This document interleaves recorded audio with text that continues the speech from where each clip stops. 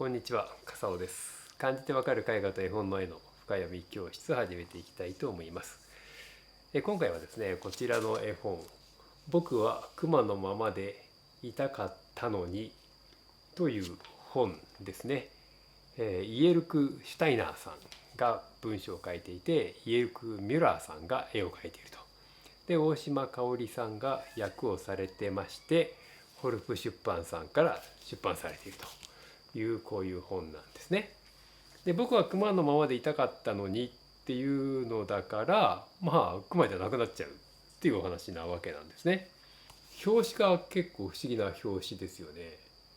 こう熊でしょ、後ろ姿熊に見えますよね。で、鏡に映っている状態で見ると、半分は熊だけど半分はひげを剃って、なんか熊じゃなくなってきていると。で、熊のままでいたかったんだけど、ひげ剃るというのは人間がやることですよね。だから人間になってしまっていると。だから熊じゃなくて人間になってしまった。だから熊のままでいたかったのになぜか人間になってしまったという、そういうお話なのだろうなというふうに見えますよね。こちらはひげ剃った方の顔だから、ちょっと人間っぽい。で、こっちは熊のまま。半分熊で半分人間っていう状態のまま、どうもこの本の中では登場してきているのではないかと、そういう感じがするわけなんですよ。で、もう一人ですね、ここに不思議な人がいますよね。で、この人は、監視をしてるんですね、この熊人間みたいな人。で、なんでこんなことを監視してなきゃいけないかっていうとですね、熊がもともと住んでいた森がありまして、でその森に洞穴が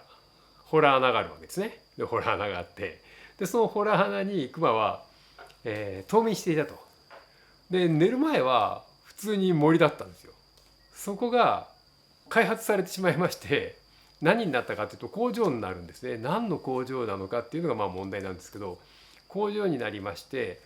で熊がいたちょうどそこのところですね、ピンポイントにそこのところだけが工場の敷地になっちゃうんですよ。ですからこの熊さんはですね、穴から出てくるとちょうど工場の敷地の中に出てきたことになるわけですね。そうするとこの人に見つかっちゃうんです。でこの人に見つかりまして、でお前なんでこんなところでサボってんだと、ちゃんと働けと言われるわけですよ。でも熊の方は穴から出てきただけなんで熊なんですよね。でどういうわけだか熊は言葉が分かるわけです。で言葉が分かるので、いや俺熊だから別に自由にさせてよっていうことなんですけれども、もう敷地の中にいるわけですから、熊がね、お前サボってるだけだろうと、ちゃんと工場のラインについてちゃんと働けというわけです。でも熊は文句を言うわけですね。いや俺熊なんだからさ、そんな働きたくないよというわけですよ。まず監視みたいな人に会うじゃないですか。でその後、工場の工場長みたいな人に会って、でさらに社長のところまで行ってですね、いや俺熊だからとで訴えるんですけど、社長は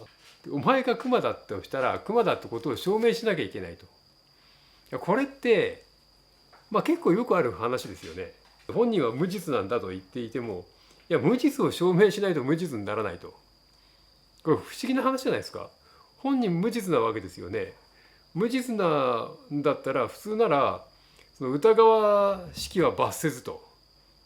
いうことになるはずなんですけど、なぜかそうならないですね、世の中って。お前が本当に何もしてないんだったら何もしてないっていうことを証明しろよと。それって難しいですよね。お前がこんな悪いことしたっていう証拠を突きつけることはできるけど、その悪いことをしてないっていう証明はなかなか難しいというか、そもそもできないですよね。ですけどそれを求められるわけですよ。だからお前が熊であってここの従業員じゃないっていう人間ではないということを証明しろと言われるわけですね。いや普通に熊として生活しているだけなんだから、そんなこと言われてもねって、不条理な問題を突きつけられるわけですよ、熊からすると。そうすると社長はですね、熊というのは動物園にいるかサーカスにしかいないというわけですね。ですからお前みたいなそのプラプラしてるやつがクマだって言われてもそれはちょっとどうなんだろうねって話になるわけですね。でその社長の部屋にはクマの毛皮が置いてあるんですよ。クマの敷物みたいなクマが顔だけわーってってこうなってるクマがいるわけですね。自分と同じ仲間が毛皮になって床の上にこういるわけですよね、敷物になってね。でそこのところで社長と自分がクマじゃないっていうことを証明しろとかって言われるわけじゃないですか。クマの毛皮がそこにあるわけですよね。クマってこういうやつですよねって、これクマですよねと。で私は何なんですかと、同じに見えませんかって話なんですけど、もうそういうクマは多分社長の頭の中では今もうそんなクマいないと。今いるクマっていうのはみんな動物園にいるか、それともサーカスにしかいないんだと。でそこにいなかったらクマじゃないと。だからお前はクマじゃないっていうことになるわけですね。でも何も言いようがなくなってクマは仕方がないので工場で働き出すということになるわけですよ。でその工場がですね、またこれが奇妙な工場でして、何の工場かなんてことは一言もこの絵本には書かれてないですね。書かれてないんですが、ここは絵を見ないと分かんないところなんですよね。その工場にはでっかいノコギリとか押さえつけるマジックハンドみたいのとか、そういうものがあるわけですよ。何するんでしょうね。考えてみてください。山の中ですよ。山の中でわざわざですよ、工場だったらもう少し人間を集めやすいようなところ、人間を働かせやすいようなところに工場を作るじゃないですか。でもわざわざ山の中にそういうものを作る。押さえつけてノコギリで切る、何それっていう。これね、よくよく見ないと分かんないって、ああ工場できたんだなってなって気づかないかもしれないですけど、山の中でしょ。これクマみたいな野生の動物を捕まえてきて、その引き裂いて肉にして出荷するみたいなことが私には見えてくるんですよね。でそういうようなところでクマが働くと、クマが、もしかしたらクマですよ、クマが熊肉製造機の作業をするっていう係になると皮肉な話になる。もうクマは何をやってるのかも分かんないですね。だんだんですよ、春になって工場で働かされるわけですよね。で夏が過ぎ秋になるとまたクマは冬眠したくなるじゃないですか。眠くなりますよね。でそこで眠くなるので仕事に身が入らないというか、もともと身入ってないんですけど、もう寝ちゃうんですね。身が入らないどころの話ではなく寝てしまうと。ですのでその寝るっていうことがクマのアイデンティティでもあるわけですよね。もうこの時期になったら眠くてしょうがないと。その眠るっていうことの大事さっていうか、これは彼のアイデンティティだってことが分かるようにしている絵の部分っていうのがありまして、それがですね、まず熊の穴の中でその今年の春まだ捕まる前ですね、そこでどんなふうに寝るということを楽しんでいるか、寝返りを打ってみたりむにゃむにゃってしてみたりとか、そういうこの楽しげに寝ている様子が6コマ、上に3コマ下に3コマ並んでですね。で今度は工場で働きながらやっぱりもう眠くなっちゃって寝ちゃうわけですよ。それをやっぱりね、上3コマ下6コマ全部合わせて6コマになるんですね。でそれを合わせて見ることで場所は全然違うわけですよ。最初の方の、23見開き目ぐらいのところにそれがあって、で今度は工場の中で寝ちゃうっていうのはもう最後の方の見開きのところにあるわけですね。ですからこれとこれが作者からしたら対応させてるんだっていうことがですね、なかなか離れすぎてるから分かりにくいんですけれども、よくよく見ればそれ分かるわけですよ。だからこの絵本ってよく見ないと分かんないところがいくつかあってですね、一つ目は先ほど言ったこの工場が何の工場なのか、そんなことは一言も書いてないんですけど、絵から見る限りなんとなく野生の動物を引き殺して肉にしている工場みたいに見えるんですよ。だから工場の中の様子っていうのは2つあって、その工場を作っている時にそういうノコギリみたいなのとか押さえつける道具とかがある。でクマが実際に働いているところの工場を見ると、なんかですねピンク色の肉団子みたいになったやつがボロボロゴロゴロ並んでいくんですよ。これってやっぱりなんか動物の肉を作っている工場なんじゃないかなって思いますよね。でもそれはそんなことはどこにも文章には書いてない。だからそれは見ないと分かんない。この絵を見ないと分かんないわけですよ。でもう一つはその眠るってことですね。クマのアイデンティティは眠るってことだろうと。この作者からしたらクマの一番の特徴は眠るってことだと思ってると思うんですね。ですから穴の中で寝ている時の 6コマ、それから工場で寝ている時の6コマで、この本当に工場の中で寝てしまうっていう6コマの後に、その工場の、工場長なのかなに捕まってですね、お前何サボってんだと、お前クビだっつってクビにされるわけですよ。初めからクビにされてどっか行きたかったので、クマからしたら嬉しいわけですけれども、今まではその何ですかね、自分のアイデンティティを殺して、しかも人間の言葉まで喋ってですね、もうクマの特性をそもそも持ってない。だから、動物園行ってもどこ行ってもこいつはクマじゃないって言われちゃうのかもしれないんですけども、そういうようなクマなわけですね。ですけど本当のクマなのでどうしても眠くなってしまうと。だから眠くなってしまうと今度は本当にこいつ人間じゃねえやって話になるのかは分かんないですけども、そういう意味で彼は辞めさせられると。で辞めさせられて出ていくわけなんですけども、でホテルに行くとそこではクマはクマとして認められるというか、もう恐れられるわけですよね。だから最初はなんかこう人間みたいな格好してるから人間なのかなと思う。でもなんかみすぼらしいからお前みたいなやつはホテルには泊めんぞって言うんですけど、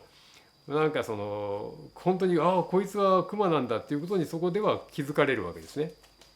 で気づかれて、クマは人間のところには泊まってれない、俺は人間じゃなかったんだってことにクマの方が気づいて、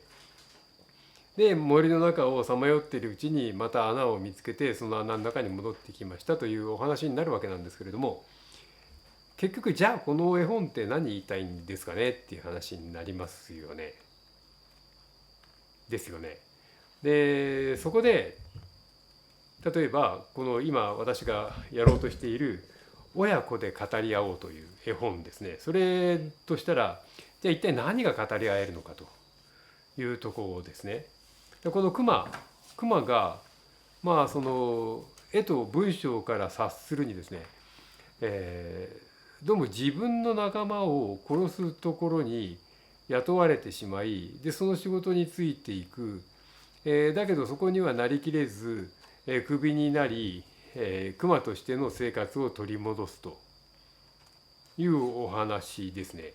結局クマは生産的なことは何もしないので、アイデンティティは寝ることだと。だから寝るという自分のアイデンティティに戻っていきましたっていうお話に私には読めるわけなんですけれども、どう読めるかっていうことだけではなく、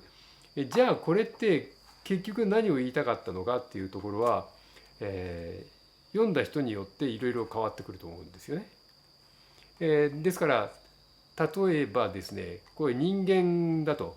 人間が自分はクマだと思っている人間がいて、